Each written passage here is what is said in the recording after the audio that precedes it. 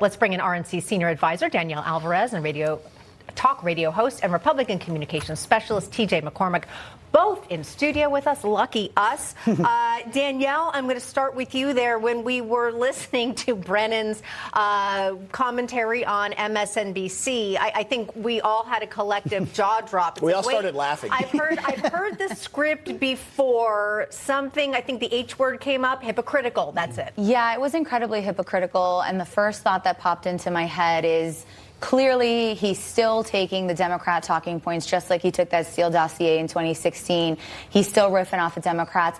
I mean, this is unacceptable. It's shameful. And I'm so glad that this administration is bringing transparency and bringing to light, because what we clearly learned is that it's possible that Brennan perjured himself when he said he did not push for the inclusion of the Steele dossier. We now know in writing he did, and he lied before Congress. Yep. Your thoughts? Hey, if there's a deep state, this guy is the governor. I just wrote that. But I mean, really, it's a scary thing to watch, the ice that this guy has in his veins, to look right down the barrel of that camera and just probably be lying, you know? And yeah, I mean, this guy and Comey's too cute moment was that 86-47 thing. That was just a little too cute. And to know that he's being tracked ever since then makes a lot of sense, you know? I do want to comment on that real quick. Of course, the New York Times, to your point here, the New York Times reporting yesterday that Comey was, quote, tracked by law enforcement after that 8647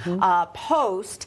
And the report includes, quote, law enforcement tailed his car and tracked his cell phone, steps usually reserved for serious threats. Now, I just want to go back in time again. Remember Peter Navarro, who was shackled by the FBI and arrested simply for avoiding a subpoena?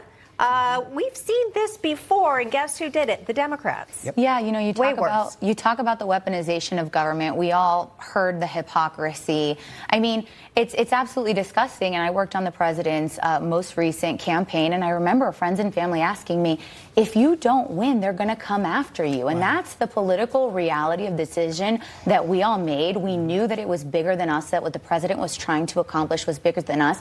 But this is the political reality and the weaponization of the deep state and the weaponization of the administration that the left has perpetrated time and time again. I am so glad that this is being looked into. I think George made a lot of good points, especially the fact that we can't have this happen again. You know, and I've had this conversation with many people. I've said this on the show, that how are you going to be the United States when, you know, that kind of maybe conspiracy had happened here? That eroded trust big time with people. I think they want this transparency. Absolutely. And by the way, the reason also that we should be laser focused on this and know that there was an authoritarian playbook left behind somewhere after those last two Democrat administrations, you know, because they get so desperate to pull off that sort of deep state activity. Look what it leads to. When those things don't work, we get a Butler, Pennsylvania. Well said. Possibly. That's right. And that's exactly what happened there. All right, got to leave it there. Danielle, TJ, we appreciate you both.